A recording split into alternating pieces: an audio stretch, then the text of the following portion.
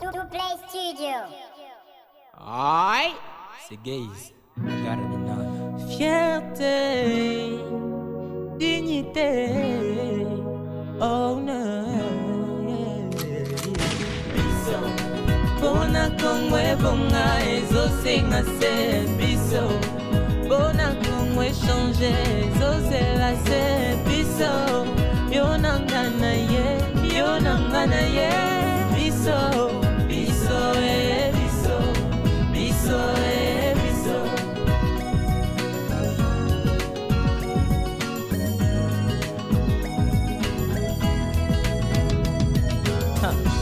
Ndeko petola, esika yozalisa la popeto ya mboka. Na bolingo na motema, antoke mwana ya mboka. Nandimi, kengana yosoki to peto liko, eko changer. Et l'environnement sain, pour un Congo de demain, les Congos en a besoin. Petola, oh, biso. Bona kongwe bonga ezosenga se biso. Bona kongwe change ezosela se biso. Yonangana ye, biso, biso biso, biso biso. Debout congolais, demain nous appartient. Main dans la main, ensemble à jamais. Debout congolais, demain nous appartient. Main dans la main, les reflets d'un Congo qui avance. Bisson des Congo, Congo est à Bisson. Et voilà le reflet d'un Congo qui avance à Bisso, Biloko na Bisso, Congo na Bisso, notre pays. Voilà pourquoi on veut bien parler de ces Congolais face à la citoyenneté. Elle vient de faire son entrée, n'est-ce pas que vous l'avez vue? La citoyenne Julie, c'est fou. Et là, tout va bien sinon? Bonjour citoyenne Dorcas. Bonjour citoyenne Julie, c'est fou. Alors nous ne sommes pas seuls, il y a également des grands citoyens qui sont avec nous sur ce plateau parce que nous voulons bien parler du Congolais. Alors, le Congolais que nous sommes. Le premier citoyen, c'est celui-là. Il s'appelle Patrick Massoya. C'est un Congolais de la diaspora parce que lorsqu'on veut parler de ces questions de citoyenneté, eh bien, ça concerne des Congolais de partout. Tout pour le bien des Congolais, n'est-ce pas? Il est dans l'État de l'Arizona, précisément. Il a même eu à un moment le courage de se pointer comme candidat gouverneur de cet État. Peut-être qu'il nous dira pourquoi. Les Congolais osent tout, hein, finalement, voilà. Mais il est au pays parce que c'est un entrepreneur, c'est un philanthrope, il parlera de lui aussi. Donc, bienvenue à vous, parce que c'est votre première fois. Prenez votre micro. Merci.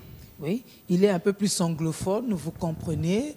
Mais il est francophone, il est Mwanamboka. Voilà. L'autre citoyen, c'est un citoyen qui a failli nous échapper, mais qu'on fait revenir à la raison. Il est là. Hein? Citoyen Roger Mbouyou, il est de l'Action pour le rayonnement des milieux écoliers et estudiantins.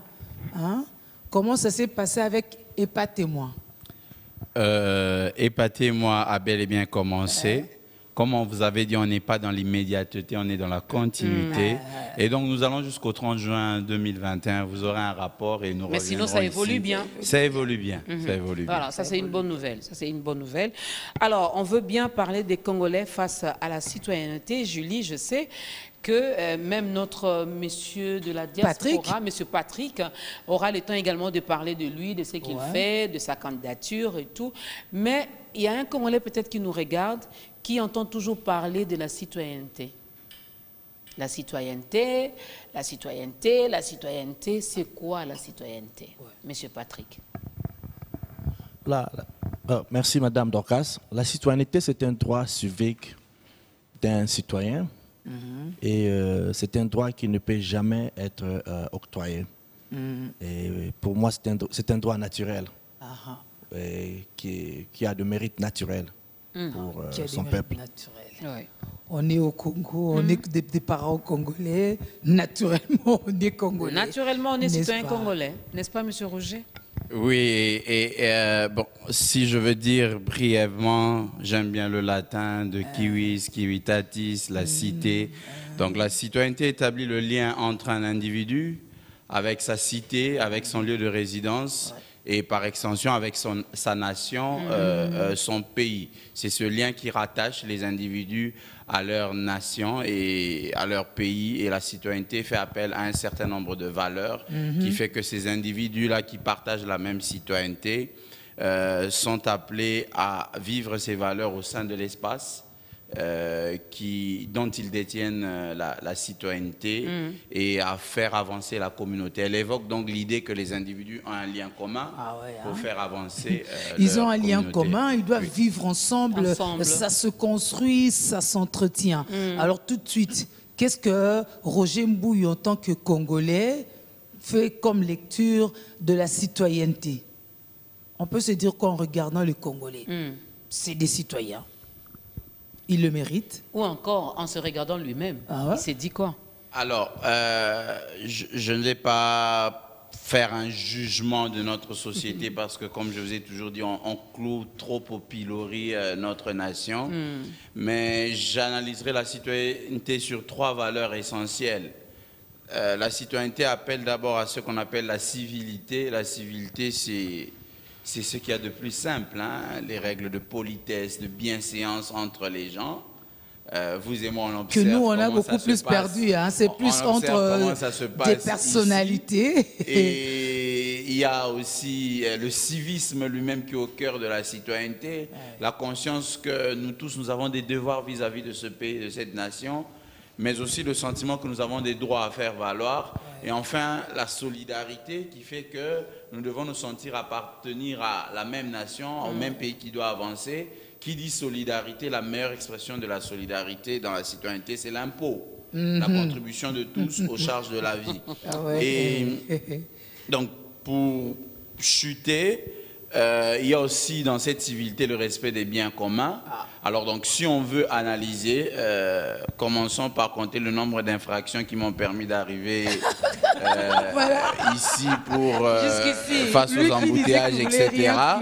Je peux vous dire que la citoyenneté a des sérieuses difficultés de bien se porter. Il y a peut-être un problème d'éducation, il y a peut-être un problème de gouvernance, il y a aussi peut-être un problème de conscience, mais on a beaucoup de difficultés et c'est peut-être aussi lié à la crise sociétale que nous traversons depuis plusieurs années.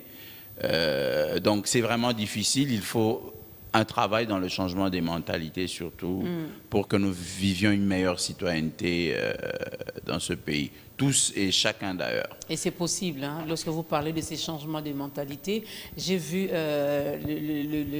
l'initiateur de la campagne Bissau qui a parlé des changements de mentalité.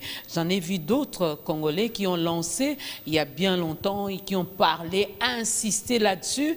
Mais apparemment, on a du mal finalement à changer. En fait, on a du mal à changer. Il y a eu beaucoup de campagnes, il y a eu beaucoup d'initiatives. Je suis d'accord avec vous, mais la question, quelle est la finalité des campagnes, des initiatives? Parce qu'aujourd'hui, si vous allez sur Facebook, vous allez trouver des gens qui parlent dans les réseaux sociaux, etc. Mais il faut rappeler à tout le monde qu'on n'est pas 7% ou 10% connectés sur Internet dans l'ensemble du pays. Ce qui veut dire qu'en réalité, la difficulté, c'est que nous n'allons peut-être pas suffisamment sur le terrain. Il faut aller sur le terrain. Nous avons l'obsession de penser qu'il nous faut faire de très grandes actions, atteindre les gens en ligne, etc. Mais en fait, il faut commencer avec des petites cellules. Le changement doit se faire dans des petits groupes. Je vous donne un exemple. On a un projet qui va bientôt commencer où ne sont ciblés que les filles des bonnes. C'est un exemple pour dire un petit groupe. On essaie de travailler pendant longtemps avec le groupe pour voir des changements. Mais si tout le monde veut prétendre atteindre les 2 345 km² de la RDC, on sera partout et nulle part finalement. Je crois que c'est aussi ça le problème des actions qui sont menées. Et on a aussi un problème de synergie parce que la maladie qui a atteint nos politiques touche aussi un peu tous les leaders de la société civile. Il n'y a personne qui veut passer pour dire aujourd'hui je passe, tiens, pour soutenir Bissot. Aujourd'hui, je ne viens pas pour armer. Je trouve que ce que Bissot fait est magnifique. Et je dis à tout le monde, allez-y, essayons de mettre la main là-bas. Chacun veut que sa propre activité, sa propre initiative soit celle qui soit au-dessus de toutes les autres. Et à ce rythme-là, l'échec paraît assez garanti. Vous parlez du pas à faire en allant sur le terrain. Alors, les Congolais de la diaspora essayent de faire le même pas aussi. Mais tout de suite, lorsqu'ils arrivent, eux dénoncent l'injustice. Ils ont l'impression qu'ils ne jouissent pas de ce droit civil alors qu'ils sont fils du pays. Déjà, avec cette conception de ne pas avoir une double nationalité, ils se sentent directement exclus. C'est ça, Monsieur Massola? Oui, tout à fait, Madame Sefou, c'est ça. En fait, moi, je pense que le droit d'un citoyen est un droit qui est naturel, comme je l'ai dit avant. C'est un droit qui ne doit jamais être pris en jet comme ça, parce que un Congolais reste Congolais et en tant que citoyen, nous avons les devoirs vis-à-vis de notre nation et l'attachement naturel que nous avons avec notre nation congolaise. Cela ne nous élimine pas, ne nous écarte pas dans la vie politique, dans la vie sociale, économique du pays. Et en tant que Congolais de la diaspora, je pense que cette action ne nous facilite pas la tâche de revenir et de rentrer au pays pour s'engager et jouir de nos droits civiques en tant que Congolais dans le secteur d'entrepreneuriat, dans le secteur social, et on n'arrive pas à mieux exercer nos droits en tant que Congolais. Et je pense que la réhabilitation de ces droits pourra permettre aux Congolais de la diaspora de mieux avancer, de mieux contribuer sur l'épanouissement de la RDC. Donc, on est Congolais d'origine, on est Congolais, c'est dans le sang. Donc, je pense que c'est vraiment quelque chose d'important que nous devons vraiment tenir en compte. Les activités dans les aéroportières, dans les aéroports, quand une fois nous entrons ici, on nous donne un visa de 30 jours, c'est bien, multiple entrée, c'est bien, nous payons de visa pour entrer dans notre pays. Et je comprends que ça fait partie de notre constitution ici, mais je pense que ces Congolais qui désirent rentrer chez eux doivent aussi se sentir très à l'aise une fois qu'ils décident de rentrer chez eux. Ça, c'est vraiment une question assez importante que nous devons prendre. N'est-ce pas ça peut-être une façon de dire aux Congolais, revenez définitivement, comme ça on décourage ceux qui devraient quitter ici pour aller ailleurs? Oui, mais revenez ici, on ne vous donne pas votre nationalité. Vous devrez faire la demande d'un visa permanent pour rester ici. Et si vous dépassez les séjours, il y a aussi là vous allez faire face à la loi congolaise et tout ça. Un Congolais faire face dans tout ça. Je pense que c'est vraiment inconcevable. Mais vous insistez sur le devoir, hein, les Congolais de la diaspora, lorsqu'il revient, vraiment, vous avez insisté sur le droit, hein, que vous avez aussi droit, mais en quittant également les pays, est-ce que les Congolais de la diaspora, loin qu'ils sont, là où ils sont, avec les nationalités qu'ils ont choisies, comme seconde, voilà, ou les résidences, vous continuez quand même à bien assurer vos devoirs, à bien assumer, vos devoirs également face à votre nation? Oui, moi, j'interpelle toujours à mes frères congolais, surtout aux États-Unis, là où je vis, en tant qu'un doyen. Ça fait plus de 20 ans que je suis là. Et nous sommes là pour essayer, au fait, d'encadrer les Congolais, de rappeler à nos frères congolais, compatriotes, que nous sommes des Congolais d'origine et nous sommes tous ambassadeurs de notre pays partout où nous sommes. Donc ça, c'est la sensibilisation que nous sommes vraiment engagés dans le pays des acquis là où nous vivons. C'est vraiment important, oui. Mais alors, quelle est aujourd'hui l'image que donne le Congolais là où vous passez en transit et tout ça, mais surtout le Congolais d'Arizona? Parce que ça aussi, c'est un problème du Congolais. En tant qu'ancien président de la communauté d'Arizona, un doyen en plus, je pense que dans mon état d'Arizona, là je parle en tant qu'ambassadeur de tous les Congolais d'Arizona, Et nous avons quand même fait beaucoup de travail pour essayer de sensibiliser les Congolais vivant là-bas, en les encourageant d'aller d'étudier, d'apprendre, comment dirais-je, de faire des formations professionnelles pour que cela puisse leur permettre un jour de rentrer dans leur pays avec un bagage intellectuel, avec des connaissances peut-être acquises de pays d'accueil qui pourra leur permettre d'apporter un soutien dans leur pays d'origine qui est le Congo. Ils ont accepté, il y en a qui ont fait des formations. Alors, juste une petite question de curiosité. Lorsque vous leur posez la question de rentrer au pays, combien, si on peut parler en termes de pourcentage, combien sont d'accord de revenir au pays pour investir? Dans mon milieu, je suis dans un milieu philanthropique, dans un milieu d'entrepreneuriat.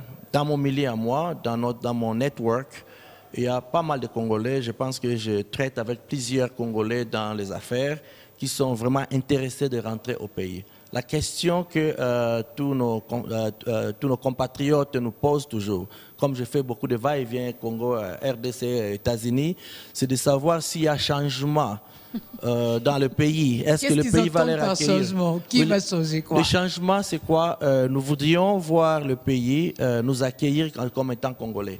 Là, je suis là, je crois vous remarquez même, j'ai même un accent, je suis purement anglophone que francophone. Et je suis aux États-Unis, j'étais trop jeune et j'ai passé toutes mes études là-bas, universitaires et tout. C'est-à-dire que nous avions quand même fourni beaucoup d'efforts, même de maintenir la langue française. Le lingala, on en parle toujours. Dans le changement que nous cherchons, hein? oui, c'est normal.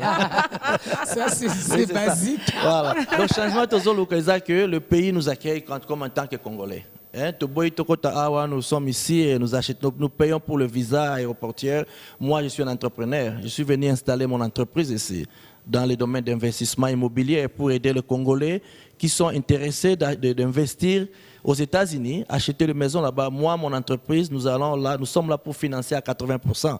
Et dans l'entretemps, nous sommes en train de créer un programme pour encourager les Congolais de la diaspora aux États-Unis pour s'acquérir de biens immobiliers ici avec notre financement. Et donc, c'est un programme que nous sommes en train de travailler là-dessus. Donc, cela démontre mon engagement solennel dans mon pays. Et ma détermination patriotique pour mon pays. Même si on est aux États-Unis, on reste Congolais. On se comporte toujours en tant que Congolais. On est toujours là pour essayer de s'entraider mutuellement. Bon, vous comprenez aussi que les Congolais, nous sommes un peuple très compliqué. Diriger un peuple, c'est vraiment un autre problème. Donc, mais nous avions réussi au moins d'empêcher les Congolais vivant aux États-Unis. Parce que là, je parle maintenant des États-Unis, de ne pas se mettre dans les mouvements de combattants que vous aviez vus dans les années écoulées, en Europe et tout ça. Chez nous, aux États-Unis, en tout cas, vraiment, je faisais partie des gens qui faisaient attaque contre tous ces mouvements, peut-être pour ne pas dire inciviques par manque de mots. Donc, c'est vraiment ça. Nous avions quand même travaillé là-dessus. J'aime la retenue de monsieur l'anglophone. Hein? C'est pas un civique. Alors, citoyen Mbouyou, lui, était parti pour des études et il est revenu. N'est-ce pas? Pourquoi? Bon, avant tout, c'est vrai que j'ai eu l'occasion d'être la plupart du temps boursier. Et lorsque vous êtes boursier, vous prenez un engagement. Hein? C'est déjà ça le civisme, de décider de revenir dans votre pays. J'ai fait la Corée du Sud notamment, puis les États-Unis récemment autour de 2017 avec Mandela Washington Fellowship. Il est important de montrer l'allégeance envers sa nation, envers son pays. Et c'est ça tout le débat autour de la question de la double nationalité, etc. J'ai toujours été contre par principe, mais avec le temps, j'ai évolué sur la question. L'évolution, c'est qu'il faut qu'on y aille progressivement. Il y a eu des facilités qui ont été accordées, je crois, depuis l'avènement du nouveau président de la République. Oui, arriver à prendre le visa sur place. Il y a quelques facilités qui sont déjà là. On doit y aller progressivement parce qu'il y a d'autres éléments qui entrent en jeu. Les conditions du pays, nos richesses. Il y a bien une question. Je donne un exemple. Aux États-Unis, l'impôt est personnel. Donc, quand vous avez la nationalité américaine, où que vous soyez au monde, vous devez contribuer pour l'impôt au trésor public américain. Ceux qui viennent seront-ils d'accord de payer autant 2 fois les impôts pour toutes leurs activités dans la vie? Donc il y a beaucoup de choses sur lesquelles on doit s'asseoir et réfléchir pour dire comment on fait cela. Donc la diaspora, ce que je peux dire à la diaspora aujourd'hui, c'est on ressemble à une maison où il y a du feu, il y a des enfants qui sont malades, qui ont un peu faim. Alors il est difficile pour le papa d'aménager toutes les conditions pour celui qui habite chez l'oncle un peu riche. C'est celui qui habite chez l'oncle. Donc, celui qui habite chez l'oncle un peu riche.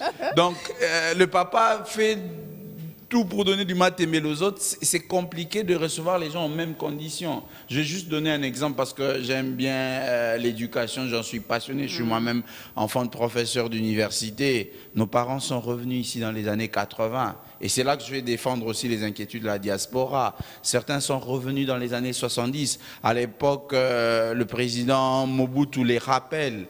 Il leur dit, par exemple pour les professeurs d'université, revenez. C'est là que le Mwamba, par exemple, va être élargi comme école. Il leur dit, vos enfants, je les mettrai dans une école de standing international, etc. Mais aujourd'hui, 40 ans, 50 ans après, 50 ans après, comment ça se passe dans cette école, par exemple, pour ne citer que celle-là, parce qu'elle traverse d'énormes difficultés d'ordre budgétaire, etc. Et à l'UNIKIL, on est presque à 1000 $. Et à l'UNIKIL, on est presque... non, l'UNIKIL n'est pas à 1000 $. Mais les professeurs, ça baisse. Oui, le salaire va en baissant avec le taux. C'est-à-dire, c'est normal que celui qui a la diaspora ait l'inquiétude de se dire, je rentre, mais pour faire quoi? Mais en même temps, il faut regarder aussi les réalités de l'intérieur. Qu'est-ce qu'il y a sur place? Est-ce que les gens sont prêts à venir se sacrifier pour la nation? Dire que le Congolais est un peuple compliqué, j'hésite. Vous savez, il suffit qu'on ait 1000 ou 2000 personnes dans ce pays qui donnent l'impulsion. Le peuple suit toujours. Le peuple suit toujours. Malheureusement, nous avons l'art de suivre ce qui est négatif, ce qui ne marche pas. On se laisse entraîner, traîner, même quand M. Roger décide, il dit demain, je vais aller marcher. Pourquoi? Parce qu'on avait arrêté Julie, c'est fou. Même si Julie mérite d'être arrêtée, mais nous autres, là, on va suivre M. Roger derrière, comme ça, comme des moutons. Mais si on augmente le prix du pain, c'est ça. On va suivre la page publicitaire et puis on revient pour parler des Congolais face à la citoyenneté.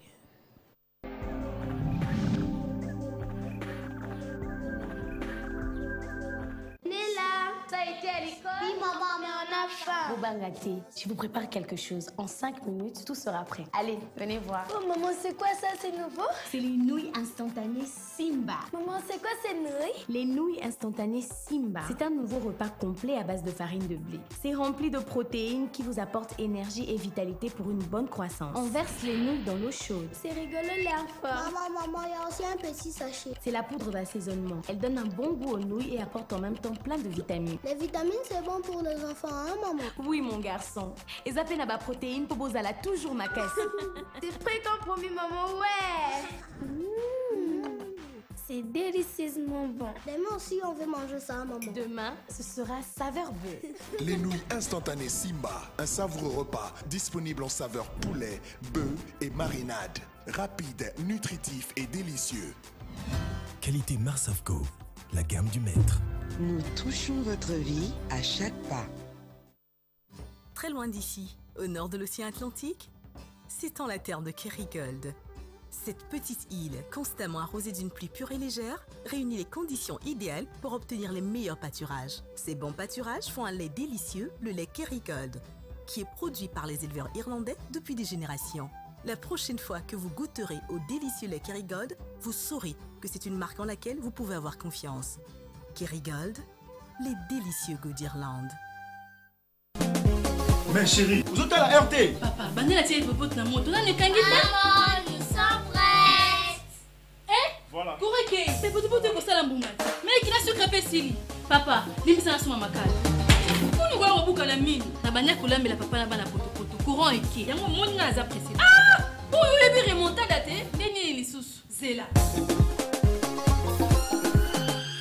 Oh, ezali poto mae dolci.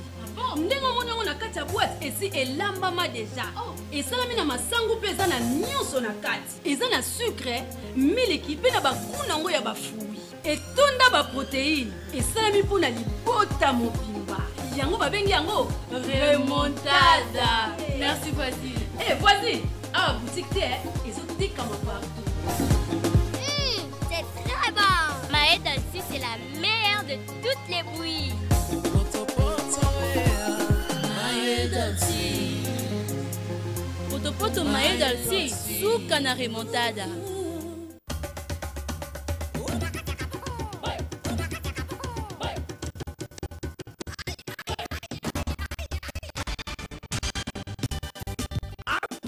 La vraie vitesse 4G sur votre appareil 3G grâce à la Pocket Wi-Fi 4G de RTL. Pour seulement $45, obtenez un bonus de 20 GB gratuit valide un mois. Et expérimentez le plaisir de surfer sur la vraie 4G de RTL. RTL, le réseau des smartphones. RTL, le réseau des smartphones, vous offre encore plus de mégas à des coûts très avantageux. Activez le forfait de 20 GB à 2000 unités, valide 30 jours. À vous le télétravail, le streaming et les téléchargements. Ou activez le forfait 5 GB à 100 unités, valide de 23h à 5h59 pour profiter de la vraie 4G non-stop jusqu'à l'aube. Il y a aussi le forfait de 100 MB à 60 unités, valide 3 jours et bien plus encore. Et expérimentez le vrai plaisir de streamer, de télécharger et de chatter avec la vraie 4G de RTL. RTL, le réseau des smartphones.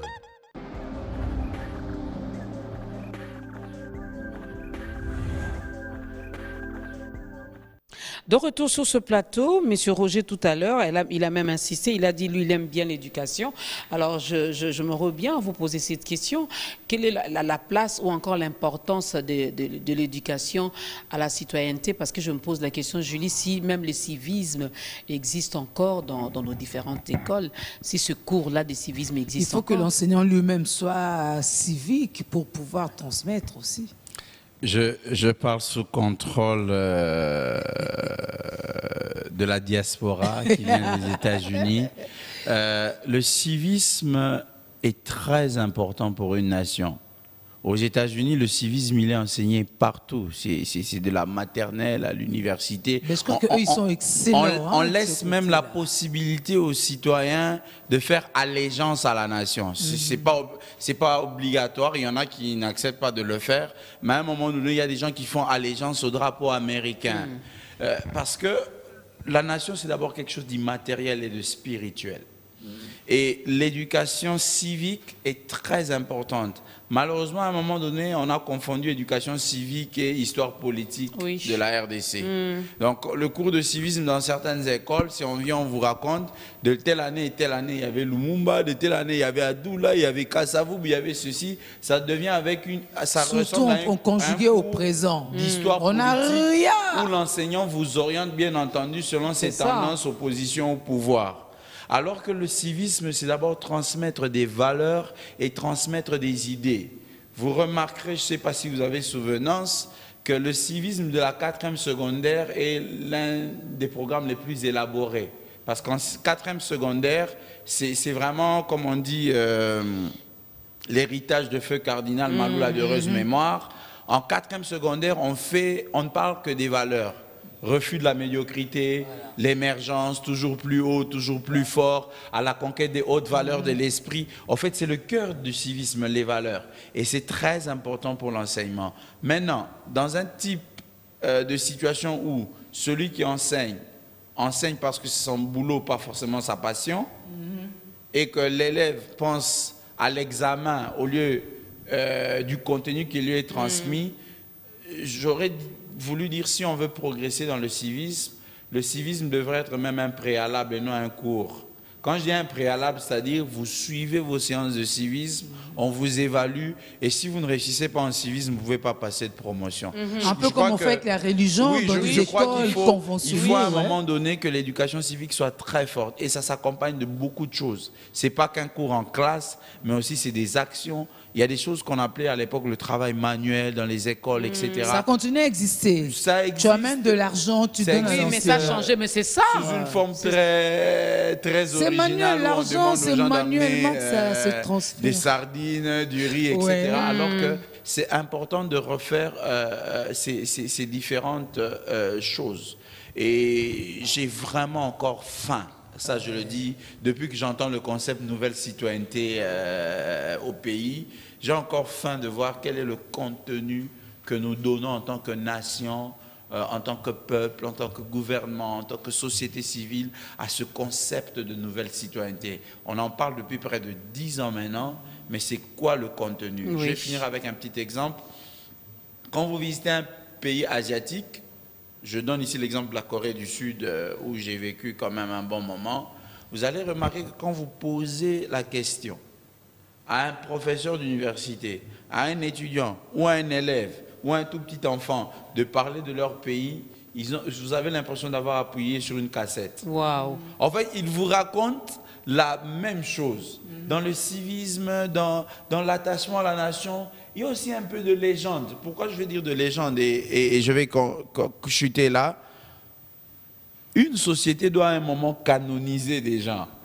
C'est-à-dire que Mao Tse-tung, tous ces gens-là en Chine ou des présidents Park avaient leur côté négatif. Mais à un moment donné, on doit s'asseoir et dire, écoutez, Lumumba, c'est une belle page de la RDC, et on a un consensus tous pour parler des valeurs de Lumumba. On n'a pas besoin d'un gars qui va venir nous raconter, ben, vous savez, je connais une histoire louche sur Lumumba. Non, on décide qu'on a choisi de l'élever au rang des héros, on l'idéalise, et les idéaux sont importants pour une nation. C'est comme ça qu'on éduque un peuple, et partout il y a des mémorials. Le civisme, c'est aussi ça. Je blaguais hier avec des finalistes que j'entretenais avant l'examen d'État. J'ai dit à Kinshasa, on voit l'esprit de mort partout. Si je vous dis le 1er août, allons laver les tombes, les gens vont me dire non, les esprits de mort. Je n'ai pas de problème avec les spirituels. Mais lorsque vous atterrissez à Paris, vous atterrissez déjà à l'aéroport Roissy-Charles de Gaulle, un mort. Ensuite, le même spirituel va traverser les Champs-Élysées, il va prendre une photo à côté de la petite flamme là, la tombe du soldat inconnu. C'est-à-dire, ils ont une façon de maintenir pareil. Quand vous allez aux États-Unis, il y a George Washington, il y a le Capitole. On vous rappelle des faits du passé, on vous rappelle des héros, etc. Et c'est ça qui entretient un peuple. Et ils sont fiers même d'en parler. Vous avez parlé de l'Amérique. Voilà. L'Américain, il apprend déjà des valeurs de sa nation dès le bas âge, déjà à l'école maternelle. Voilà pourquoi même un Américain, même s'il est en train de nettoyer des voitures, il est fier de se présenter comme un citoyen. De l'ambassadeur Jean-Pierre Moutama avec le cireur. Voilà. Je suis le meilleur cireur. Donc l'Américain, il est fier. J'ai vécu cela à Paris en pleine vigie pirate. Les militaires sont en train d'interpeller les gens, tous les noirs, on contrôle les passeports. Ils arrivent sur un autre noir, ils le regardent, come on, I'm American. Yeah. Le militaire français s'est excusé. Ben oui, hein. Il a continué à fouiller les autres. Ah oui. Donc, à un moment donné, il faut qu'on travaille pour que quand on regarde quelqu'un dans les yeux, on dit écoutez, je suis congolais. Oui. Il sait, mais ça ne vient pas du jour au lendemain. Il ne faut pas vendre des illusions aux gens. C'est du travail. Sinon, tu dis, non, à la seconde, tu dis, on te met la main dessus. Je ne viens pas vendre des illusions au public. Ça, c'est des choses qui se travaillent sur 20 ans, sur 25 ans. Comme je vous dis, le Congo dont je rêve dans 125 ans, je ne serai pas là. Mais ça doit être un Congo dans lequel on commence à construire. Et pour ça, il faut commencer aujourd'hui. Oui. L'éducation civique à l'école, à la maternelle. Et je lance un appel, je crois, même aux autorités religieuses, parce que les églises ont un pignon sur rue dans notre pays. Je crois que si tout le monde s'investit à l'éducation civique, on fera des efforts. Ne serait-ce que pour, par exemple, la salubrité, le respect du bien commun. Je vais finir avec un exemple. C'est comme s'il y a un problème congénital que nous avons comme Congolais. On a le sentiment de fois que ce qui est à l'État, ce qui est commun, n'appartient à personne. et que donc finalement ils ont là à l'État. C'est comme ça même le gars qui vient d'Arizona, je vais l'embêter. Quand il arrive ici, il peut jeter la peau de banane de la parce que tout le monde fait comme ça. Et demain, dès qu'il arrive à 10, si personne ne va lui ne jette pas. Dès qu'il veut jeter, il met dans son petit sachet à côté. Alors que même s'il a le même petit sachet à côté ici à Kinshasa, dès qu'il est là, c'est comme si on l'a reconnecté. Et ça, c'est immatériel, c'est spirituel. Il faut vraiment trouver des bénévoles qui vont tenter de sortir ça dans le cœur des gens. Mais c'est vraiment un long chemin. C'est un long chemin, ça il faut l'avouer. Mais le voyage de 1000 km commence par un pas. Voilà un peu. Oui, monsieur Patrick. Est-ce que je peux intervenir quand même? Tout à fait. Je ne vais pas lui laisser. Non. Oui. Non, mais ce que vous dites là, c'est vrai. Je pense que cet engagement-là du peuple, la discipline, le changement de mentalité que le peuple doit engager vis-à-vis de sa nation. Et aux États-Unis, il y a le respect de la loi. Le peuple, comme vous aviez dit là, de le bas âge, vous avez l'éducation qui vous aide à accroître. N'est-ce pas? Et quand vous avez cette croissance-là sur le plan éducationnel, vous comprenez aussi les engagements d'un citoyen vis-à-vis de son pays. Ça, c'est un engagement, comme je dis avant, naturel. Naturellement, vous devez déjà comprendre que nous, en tant que citoyens d'un pays, j'ai l'engagement et l'obligation de faire part au changement. La différence en est que, c'est vrai, en Arizona, on ne jette pas les salubrités partout. Il y a quand même de l'ordre. Et même si, même en étant au Congo ici, j'ai cette discipline-là dans ma tête. Psychologiquement, je sais que je ne peux pas jeter un papier dans la rue comme ça, une peau de banane dans la rue comme ça, parce que je crois à ce que j'ai dans moi et je sais que si je le fais, ça va contribuer au développement du pays sur le plan sanitaire, par exemple d'assainissement et autres, mais en voyant le même peuple lui-même qui boit un sachet de l'eau et jette par terre, et l'autre Congolais qui prend une peau de banane et jette. Et on se pose des questions. Et je pense que c'est un problème. Votre effort ne devient plus qu'une goutte d'eau dans la C'est mer. pourquoi, pour revenir à ce que j'avais dit avant, le peuple congolais, je sais que mon frère ne va pas être d'accord avec moi, le peuple congolais est un peuple très compliqué à diriger. Ça, je vous le dis en tant qu'un leader de la communauté, en tant qu'un leader... il a un problème sérieux, le cadre congénital. Là, au moins, ça diriger un peuple, c'est tout un problème. Si vous posez la question à son Excellence, Monsieur Félix Antoine Tshilombo aujourd'hui, il vous dira que ce qu'il voit aujourd'hui en tant que leader d'un grand pays, c'était différent de ce qu'il croyait de ce pays. En tout cas, il a déjà dit plus d'une fois. Diriger un peuple, c'est toute une équation qui est très compliquée à résoudre même. Donc là, c'est très compliqué. Donc, je dirais que diriger ce peuple-là, c'est très compliqué. Et en dehors de ça, j'aimerais aussi ajouter sur ce que vous aviez dit avant, sur les impôts. L'Amérique, oui, on croit au double taxation. Moi, je vous parle en tant qu'un comptable maintenant. Et dans le double taxation, nous avons des exonérations qu'on donne aux citoyens américains qui habitent dans le pays étranger. Nous avons ce qu'on appelle le Foreign Earned Credit. On leur donne selon leur salaire annuel et autres. Donc, nous avons ce programme-là. Ce programme a été créé par le Congrès pour éviter qu'il y ait la double taxation, la double impôt aux citoyens américains. C'était dans ce cadre-là. Donc, ce que vous avez dit avant, c'est vrai, nous apprécions ce que le président de la République a fait, lui-même en tant qu'un doyen de la diaspora, un camarade de la diaspora. Ce qu'il a fait, nous saluons ses efforts, nous sommes derrière lui et nous sommes là pour accompagner le chef de l'État dans son plan quinquennal. Nous sommes là pour l'accompagner dans sa vision politique afin de contribuer au changement politique de notre pays. Et c'est vrai, ils ont facilité la tâche. À l'époque, moi, je prenais le vol Phoenix, Washington, DC, c'est 6 heures de vol.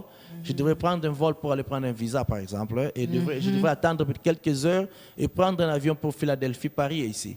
Donc ça, c'était une casse-tête. Maintenant, je peux juste prendre mon billet d'avion, acheter un billet d'avion, Paris est ici, et là, c'est facile, on achète le billet à l'aéroport. Ce qui nous dérange, au fait, c'est quoi? Et Cet acte-là, c'est vrai, on doit aller mollo, c'est bien, mais ces problèmes de la nationalité, j'ai intervenu une fois à la radio Okapi, je crois il y a quelques années passées.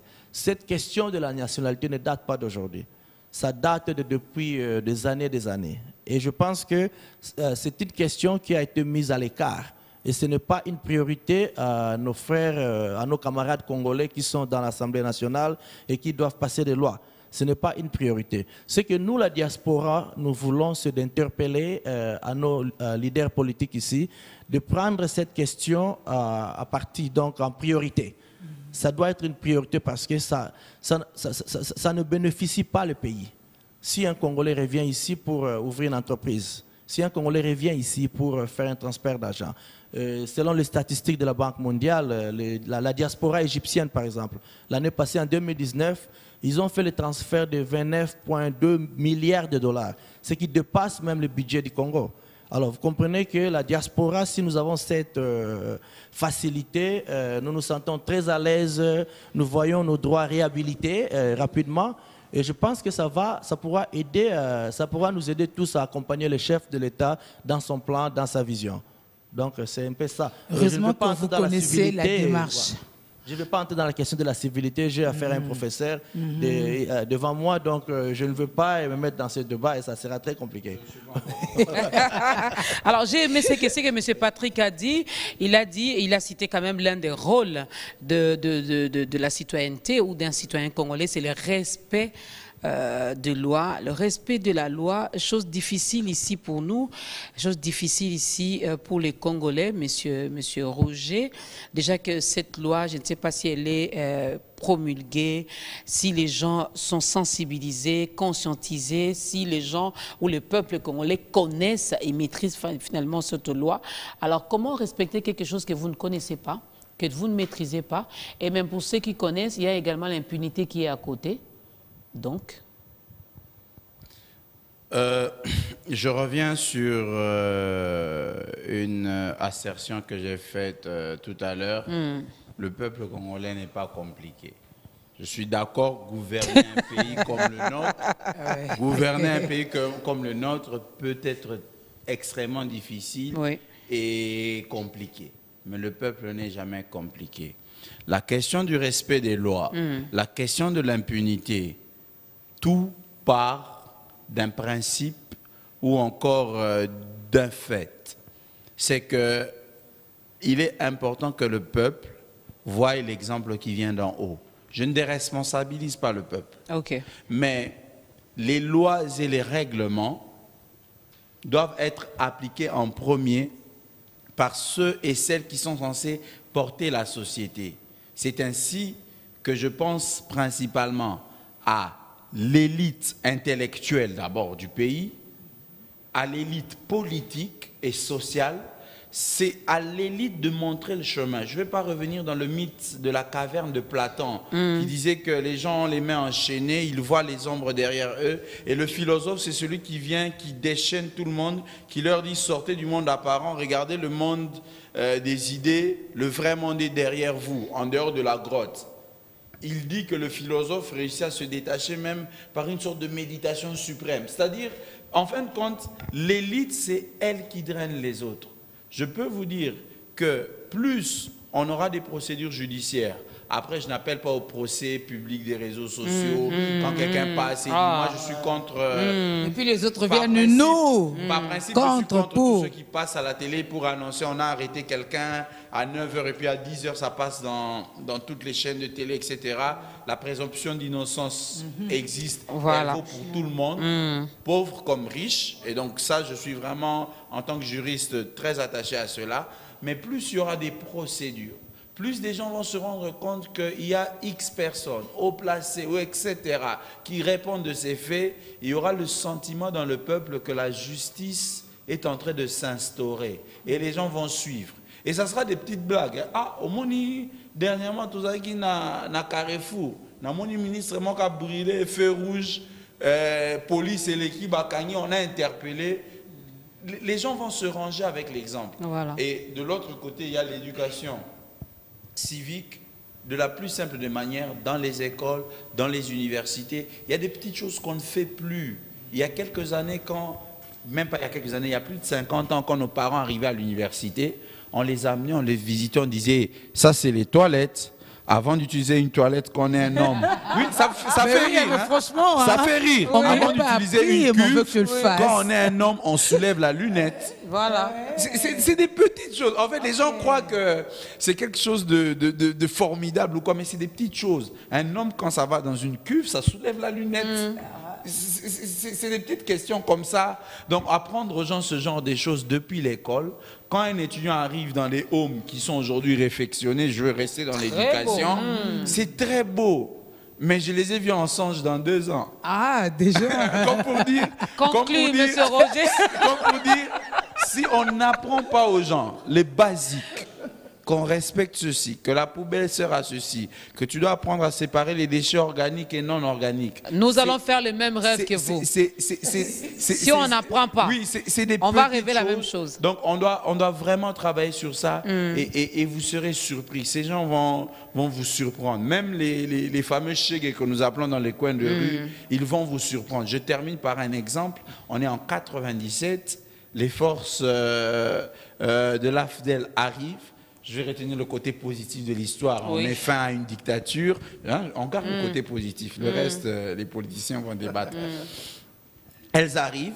La police de circulation routière prend la poudre d'escampette. C'est les chègues qui ont régulé la circulation pendant au moins une journée et demie ou 2. Et en droit, on me dit même que c'est des fonctionnaires de fait. Les actes qu'ils accomplissaient endossaient la responsabilité de l'État. C'est-à-dire ces jeunes-là qu'on appelait désœuvrés se sont rendus compte, non, ici, il faut tout ordre, sinon ça sera le chaos. Ils ont réglé la circulation pendant 2-3 jours alors que les forces de l'ordre n'étaient pas là. Les mêmes aujourd'hui avec de l'éducation, avec des opportunités, avec le service national. J'ai entendu parler même du service militaire obligatoire qu'on veut réinstaurer. En tant qu'acteur de l'éducation, j'ai dit, n'allons pas peut-être trop vite, on peut réinstaurer des petites formations du type scoutisme, etc. dans les écoles. On y va. Donc, je suis toujours pour la progression. Les gens auront vu qu'on aura commencé avec le scoutisme, par exemple. On aura le ABCD, mais pour l'armée, maintenant, on a besoin de la professionnaliser. On n'a pas besoin des néophytes, des gens qui ont peur. On a besoin qu'elle continue à se professionnaliser et qu'elle termine son travail. Je ne parle pas de mon armée à moi, mais de la grande armée républicaine, qu'elle pacifie le pays. Donc, il faut des priorités, mais je pense que le civisme reste une priorité permanente. Et je signe et je persiste avec des exemples. Imaginez quelqu'un qui revient de mission pour le compte du ministère des Finances et qui vous pleure d'une piaka. Les gens vont comprendre que les choses commencent à changer. Monsieur Patrick. C'est des petits signes comme ça. J'ai voyagé dans la délégation, mais je ne me retrouve pas. Ah oui, là, les gens vont comprendre que quand on voyage pour l'État, on voyage pour aller rendre service. On revient et on vous paye. Puis voilà, on a rendu service et puis nous, on est contents. Les gens vont Monsieur Patrick. Un dernier mot par rapport à notre sujet et parlez-nous brièvement de vous en quelques secondes. D'accord. J'aimerais juste ajouter ce que notre frère... Vous savez, quand vous avez affaire à un juriste, il faut vous attendre à tout. Hein? Oui, en plus, je ne sais pas, un professeur, un futur professeur. Donc, je pense que... Je suis encore assistant, il ne faut pas énerver mes maîtres. Bon, ça, c'est une profession. Oui, il faut le dire au futur, mais il ne faut pas énerver mes maîtres parce qu'ils me suivent. Bon, ça, c'est pour nos auditeurs. Hein? Non, je pense que l'engagement, le pays a besoin de l'engagement d'un peuple responsable. Un peuple qui respecte des règles et normes de son pays et qui s'engage à accompagner son pays dans ces changements. Et le bon exemple que mon frère vient de mentionner ici sur les Chègues qui ont pris en charge toute une circulation. On le voit ici, ils sont partout, c'est vrai. Nous avons un peuple qui doit juste être peut-être mieux orienté et comprendre son engagement civique vis-à-vis de son pays. Et je pense que au fil du temps, cela pourra changer, cela pourra aider notre pays d'aller vers l'avant. Donc c'est un engagement que tout le peuple congolais doit s'y mettre afin d'accompagner le pays. Alors j'aimerais un peu parler sur mon parcours, si ça ne vous dérange pas, et comme nous sommes à la fin. J'aimerais dire ceci que moi, en tant qu'un citoyen congolais, je ne me prends pas pour un citoyen américain. et même si tu es à la télé, je crois que c'est un sujet très important. Il faut te baquer, quand on est là, et partout nous sommes, comme j'avais dit avant, nous sommes des ambassadeurs de notre pays. Et moi, en tant qu'ancien, un candidat malheureux gouverneur dans mon État, c'était quand même un exemple. J'ai appris le système, nous avions compris le système politique des Américains, les républicains et démocrates. Moi, j'étais un candidat indépendant. Et c'était aussi pour motiver à nos fils, à nos frères et sœurs et puis enfants qui sont nés aux États-Unis pour qu'ils comprennent que si Patrick Massoya avait osé de faire ça, et nous aussi nous pouvons le faire. Surtout avec l'arrivée de Barack Obama au pouvoir et tout ça, bien qu'il n'est pas, je ne suis pas son fan, mais surtout dans son arrivée, ça a quand même permis à plusieurs peuples, surtout diversifiés, de plusieurs races, de comprendre que non, il y a quand même toujours de l'espoir. Merci beaucoup, Monsieur Patrick. Merci également à Monsieur Roger. Ben, ça n'est fini pour aujourd'hui. Hein. Merci. Tout ce que moi je peux nous demander, nous, Congolais, commençons d'abord par aimer notre pays.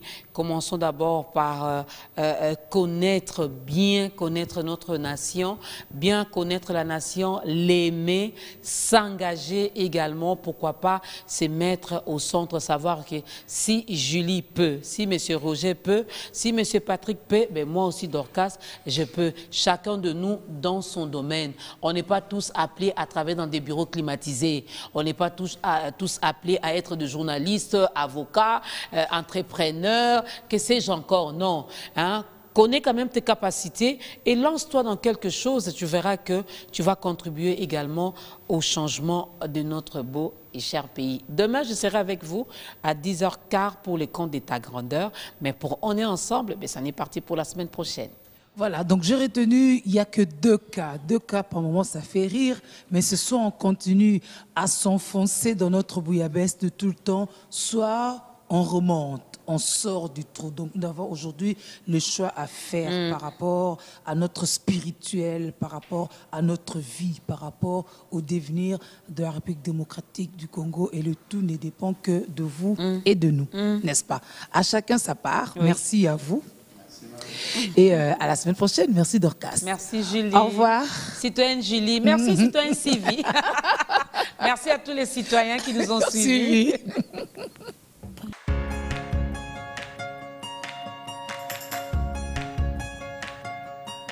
Watoto wote wa Kongo, hii malari inaitiwa coronavirus. Bana betu, bolo mubani kutu kwa tabons. Bibi kenya bana tujisangisha hamwa, bana tumona batatu kulisha mulishi wetu. Politiciens, enseignants, pasteurs, menuisiers, techniciens nyonso etali biso. Bana betu, bana ya mboka, likamboyo etali yo nanga. Yinu la mpang nanga ya ken, yinu la mpang nanga ya bakala, yinu la betu nyonso. Tosangisa misolo poto sunga mboka.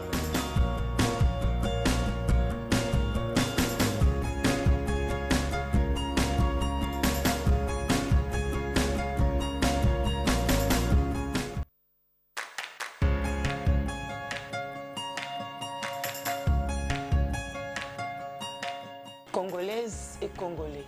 L'heure est grave et ceci nous concerne. La RDC est en danger. Le pays est frappé de plein fouet. Notre ennemi commun, coronavirus. Imagine que c'était ton frère, ta sœur, ta communauté. Cotisons-nous pour sauver le Congo. Soyons solidaires. Une caisse sociale, c'est une question de solidarité.